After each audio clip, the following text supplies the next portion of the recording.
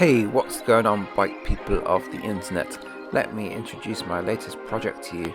It's a 1991 Marin Bolinas Ridge. Now, there's some minor oddities on this bike that some of you may or may not pick up, the experts will. In other markets other than the UK, I believe this bike faded from yellow to red, but in the UK it's just a fluoro yellow. And also, I think this was like a 91.5 as it's got the Shimano group set with it, whereas the standard spec sheet says it should have a Suntour. Retrobike.co.uk is a great resource for looking up your old bike. There's lots of old catalogue PDFs scanned onto there, and this is a snip from the UK catalogue. Anyway, that's not particularly important. Let's have a fly around the bike and check out its state and work out what we might or might not do with it. Headset's pretty crusty. It's got a quill stem with that nice little roller on it, which I think is a nice little touch. Brake cable and straddle cable look a bit rusty and tarnished. It's got a super heinous front mudguard on it. It's just not cool.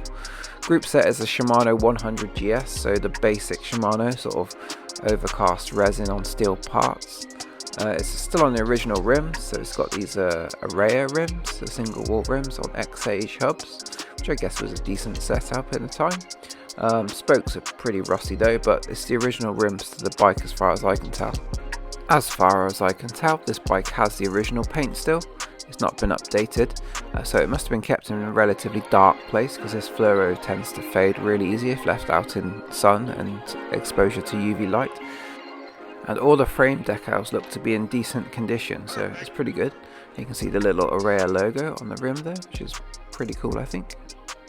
The wheels look to be in relatively good conditions other than spoke corrosion, but my current thinking is I'm going to get rid of them for something a bit more modern. That reflector has to go. I hate wheel reflectors. I mean, they're safe, but you know, it's not a performance bike look. I'd rather put some bright LEDs on the bike for visibility. And the fender is definitely got to go. Moving on to the top of the bike, we've got this nice Marin stem with a little fluoro yellow decal. We've got some rust on the bars. I don't understand why they say Bolinas, but the bike's Bolinas Ridge. They forget to put Ridge on it. Got a nice little USA sticker there. Got a really crusty quick release clamp, which is a shame because it's kind of a Marin branded one, so I'd kind of like to resuscitate that if I could. I'm going to give it a go anyhow. I quite like those fluoro bars as well. Offset reflector on the side there, I don't know what that's about. Maybe that was something standard at the time they used to do. It's a bit strange. Makes sense because you've got the straddle cable. Moving on to the drivetrain, we have a Shimano 100 GS, which I believe is the bottom of their mountain bike range back in the day. Oh, I hate using the word back in the day, but yeah, it is back in the day. It's 91. So this is a pretty worn out drivetrain. I think it was bottom of the range. I haven't even inspected the chain because that's just going to go in the bin. It's destroyed. Chainset looks a bit crusty as well. It's not too bad on the drive side, but the non-drive side is pretty rusty. We also like it feels a bit notchy, the bottom bracket, so definitely needs to come off and have an explore around and see what's going wrong with that.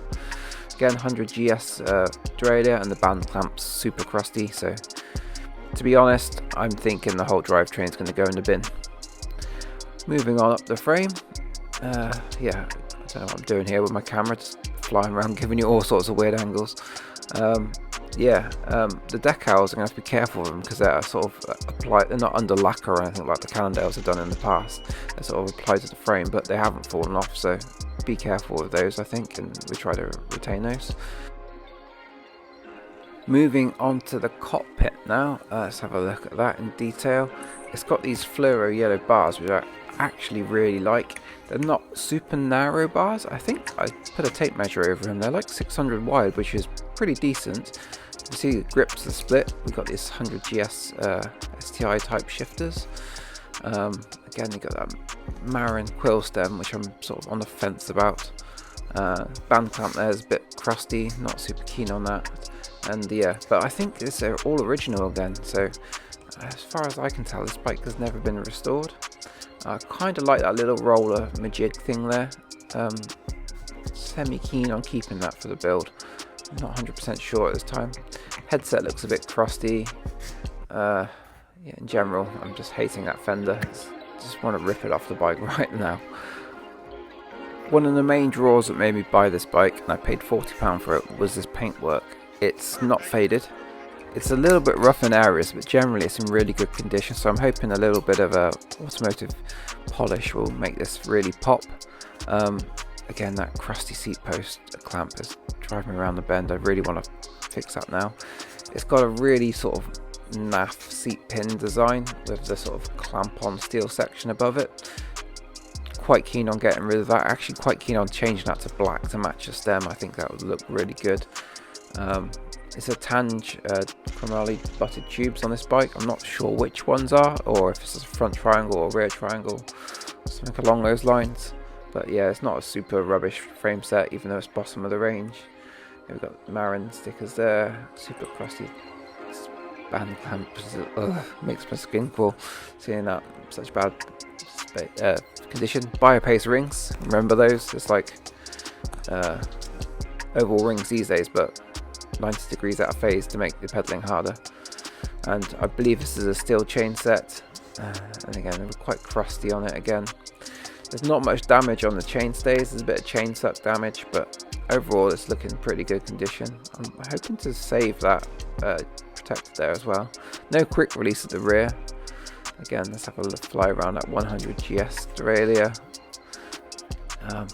I think I'm going to go for a different drivetrain completely. I've got a few options in stock at the moment from other bike builds, and I've bought a few bits.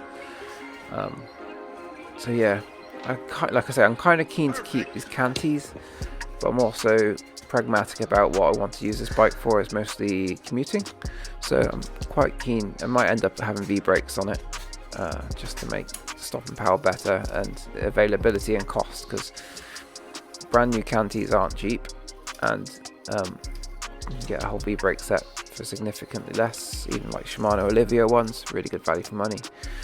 Bottom bracket is really notchy, so again, like I said earlier, I'm going to have to pull these cranks off, and yeah, that's about it really. There's a couple of spots on the frame that are a bit rusty, so I'm going to have to treat those. Headset's really crusty, so I'm hoping to pick one of those up cheap. Overall, I'm just like impressed with the overall visuals of the bike, and I think going for a sort of a black and yellow overall look is what I'm going to go for. Anyways, that's enough of me blabbering on. Let's get the bike in the work stand and start this teardown.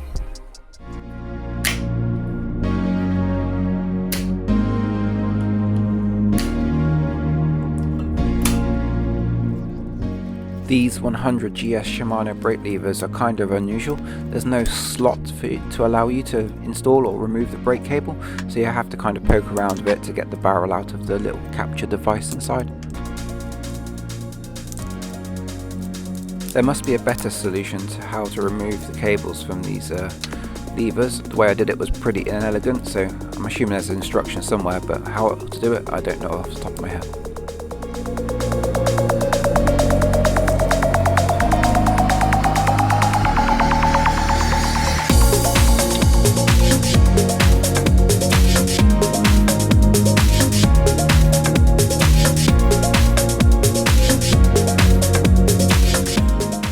With the cables removed, next I wanted to remove the wheels, but I come across something funny and unusual. The previous owner had been riding the bike around with the front quick release in the open position. What they've done is they've left the quick release open, but they've sort of cinched the nut on the other side on really tight, so the wheel couldn't fall out of the sort of drop out release capture little tabs on it. So they are there for safety, and this is the exact situation they're there for. I couldn't get enough purchase on it by trying to wiggle the lever, so I ended up resorting to some pliers onto the nut just to get enough purchase on it to loosen it a few times, and I could undo it with my fingers. With the wheel removed, we can quickly assess the hub bearings, and they feel really notchy and horrible, so they need some attention if they're going to get used again. The rear wheel took a bit more force than I expected to remove. Obviously it was on the nuts there instead of a quick release, but because it was kind of slightly rusty, the one nut wanted to come off at a time rather than simultaneously. So yeah, I just removed the non-drive side first, sort of wound that out, was holding the other one still, and with that one off I just concentrated on removing the drive side one, so it was no major issue. But one thing of interest I noticed once I did remove the rear wheel is that it's a cassette type free hub on this bike. I was fully expecting it to be like an old screw-on style one, but yeah, it's like I'm expecting an old HG spine under there.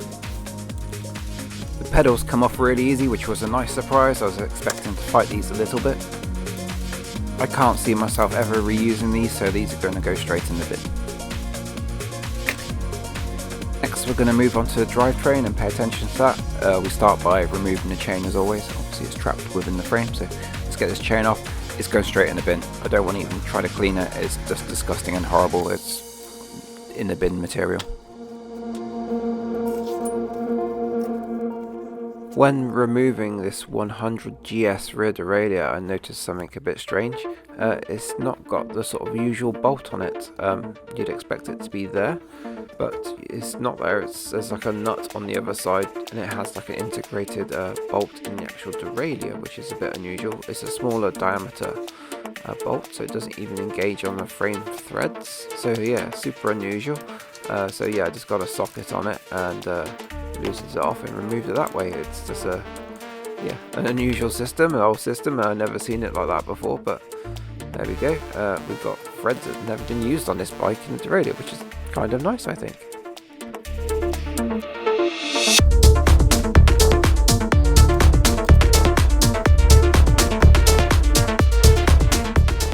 Time to remove this festering front derailleur, and it's causing a little problem, I think. Once it's removed, there's like some rust stains on the bike. Now, I'm not sure if this is a rusty tube or rust transfer from the front derailleur, so that's something I'm going to have to figure out and detail out, hopefully, and lose that problem. Time to remove the chain set and bottom bracket now, and let's assess the problem without the chain on. And as you can see, it's kind of notchy and indexing, so yeah, there's a definite problem with either a lack of lubrication or broken bearings within the bottom bracket. So this definitely needs to come off. As you can see, that's not a normal way for a chain set to stop spinning, bouncing around like that. So it definitely needs to come off. I can't see myself reusing these cranks, so yeah, I'm just probably going to chuck them straight in the bin unless anybody wants them. First we need to remove this little plastic cover. I do this with the biggest screwdriver I own, so just poke it in there and turn anti-clockwise. With that undone, we then can remove the crank bolt. Once this is out, check there's no extra washer in there, because that can really screw you over if you use a crank extractor with that washer in place. On my crank extractor, I have to remove the tip of it for this type of bottom bracket, so don't forget to do that if you have that type of crank extractor. I wind the crank extractor into the chain set, into the threads in the chain set, and I always make sure it's home really nice and well. Sort of start it going with your fingers, and always use the spanner to make sure it's fully seated and as much thread is in contact with the chain set as possible. With that done, you can then sort of wind the extraction part in, which presses on the bottom bracket and pulls the crank off the taper on the bottom bracket spindle. Show you the chain set and the close up here. It's got this weird sort of, it's all steel apart from that sort of plastic shroud that makes it look like a 5-arm thing. All the chain rings are welded together, so I don't think there's anything serviceable on it, but it's got extra life. Could be used again, but it's not for me. On to the non-drive side now, and as you can see, this side's a bit more crusty, and as soon as I tried to remove the plastic cover for the bolt, it just rounded off. It was completely stuck in there, so I just went brutal with it. I just went in there and snapped as much of it off as I possibly could to get access to the bolt, because it wasn't coming out with a screwdriver. So yeah, these cranks are not being reused, so I wasn't too worried about it. And as you can see, it's properly horrible and crusty looking. I ended up getting some pliers to sort of try to get purchase on it and wind out what I could from the plastic. Yeah, straight in the bin. Removing the non-drive side is exactly the same process as the drive side. Apart from that, it's quite rusty in there compared to the drive side. Fortunately, the extraction tool threaded in fine. Made sure I cinched it home, and the crank popped off, no real problem. So no drama there, fortunately.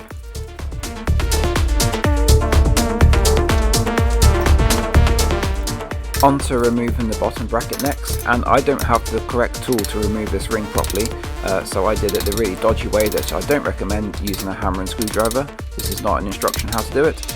Do not do it this way. A tool fortunately I do have is a pin spanner.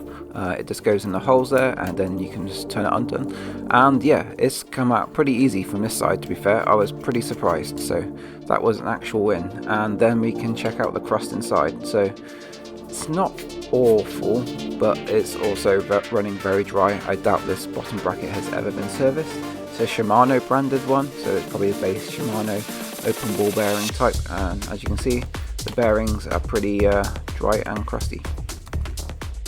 On to the drive side cup next, and this one really had a fight with me. I don't have the correct size spanner for such a big flat to flat, so I have to use an adjustable. Using an adjustable is never the best idea. It's just not as good as normal spanner, it's a bit weaker. But it's the only choice I have within my toolbox, and this wouldn't come out no matter what I tried. I really was putting all my body weight on it. I was worried about damaging the bike stand and the frame, so what I thought I'd do is I'd soak it in WD-40 and penetrating oil. It's quite good for freeing things up as a sort of first result. So yeah, sprayed the outside and went in the bottom bracket and gave it a good soaking. And tried again, and nothing would happen again. It was still like super tight.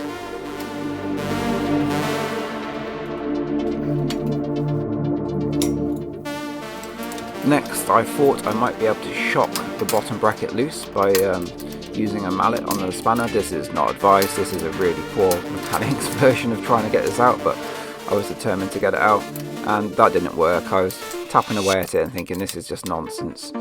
So what I did do is I went to lunch and gave the WD-40 time to sort of penetrate all the threads.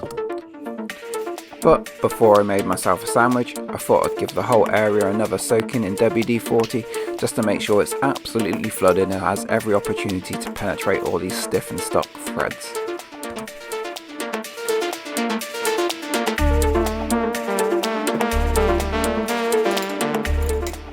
So after a sandwich and an hour or two of letting the WD-40 soak in, we finally managed to remove the bottom bracket cup.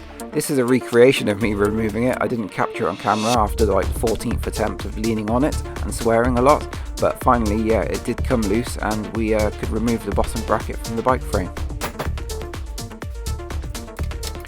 Next, we're going to remove the brake system from the bike. Nothing too unusual with this. They're just basic bottom of line GS 100 calipers. Only slight unusual thing is they're not held in using the usual Allen keys. They got a hex feature, external hex feature, so you need a spanner or a socket. Same front and rear. Everything's in actually pretty decent condition, I think, with the brakes. Definitely reusable. I'm not sure I'm going to reuse them for this project. I'm kind of on the fence about it. I could be persuaded to keep them. I'm not 100% sure myself at this point in time. Next, we can finally remove this ugly plastic cheap fender. I hate it. Absolutely despise it. I'm considering putting fenders on this bike, but I want the full classic gloss black SKB type ones. I think it's SKB. Anyhow, quality full length fenders if I'm going to do it that way. On to removing the controls next. I'm going to slice off these grips carefully. I don't want to damage the paint under the bars, so I'm kind of like nibbling away at the grip, trying to split it as we go along. I actually quite like foam grips, and I'm thinking about using foam or silicone grips on this bike in the future, just for sort of a period correct sort of feel, but I put brand new fresh ones on it. Yeah, so we peeled that off, and yeah, one thing I did think is there's a slight difference in the fluoro yellow under the grip versus the bars. Not massively noticeable, but it is there. Maybe it's a little hard to capture on camera, but yeah, I'm really liking these fluoro yellow bars. I think I'm gonna have to keep them.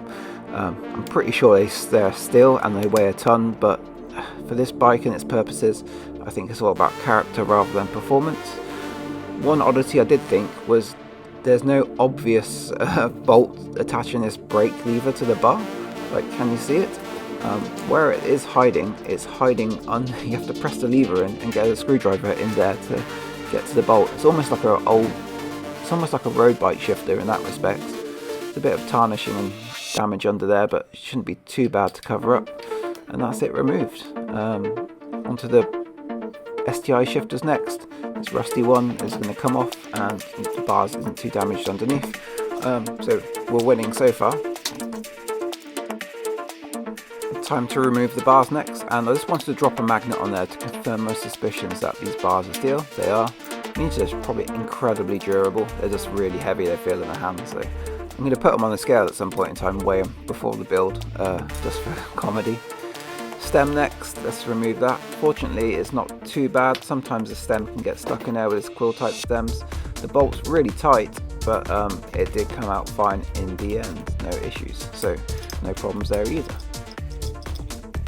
This quirky offset side mounted reflector can go next. I'm going to put some bright LEDs on this bike for commuting, so I don't really feel the need for reflectors, as the LEDs will have them integrated into their systems.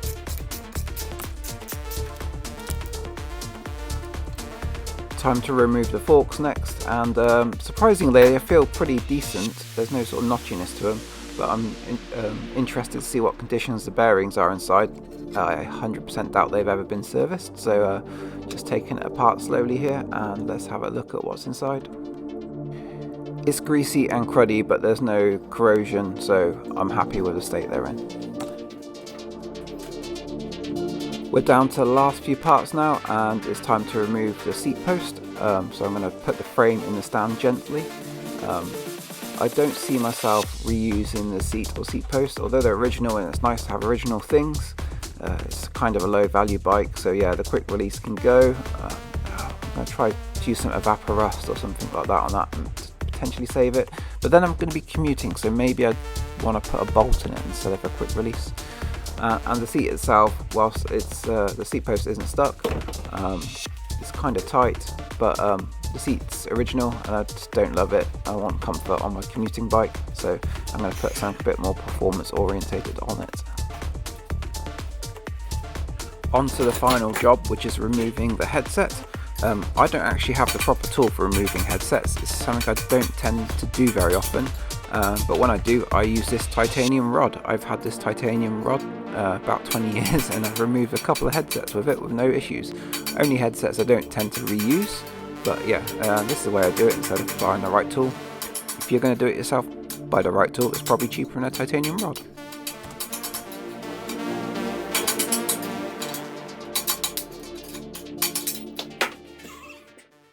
So there we have it, one frame in its raw naked form, other than paint. So I'm pretty happy with the way it's turned out so far. We've found no major showstoppers. There's a couple of spots of rust which I want to treat, like if you have a look in any of these cable stops, it looks a little bit rusty in there, and then some of the other points around the frames there's like little bits of surface rust. But I haven't come across any showstoppers as yet. So yeah, I'm happy, and I think we're going to continue with this build. It's not dead money. Like I say, I want to turn this into a commuter. The dropout's a little rusty, so I want to treat those and probably touch them up as well. Chainstay protector's a bit bad. It's not too much chain suck, but there's not much chain rattle damage on it either. The bottom bracket seems to be in a decent condition. That could definitely be used. As you can see, there's a couple of spots of rust on it, but I think it's only surface rust. The Marin stickers, I'm going to have to be careful when we come to detailing this frame, because they're all stuck to the external surface of the paint and they're not lacquered over, so we're going to have to be precautious about that. But overall, I'm pretty happy with the condition it's in, and we're going to go ahead and build this into something really cool in the next video. So thank you for watching if you've made it this far to the end of the video. Next video we're going to do some frame detailing and sort out all the rust spots, and the video after that we'll do a build. And yeah, there may be a video in the distant future where I'm thinking about turning this into an e-bike as well. So yeah, thanks for watching, and I'll see you in the next episode of this Marin Bolinas build.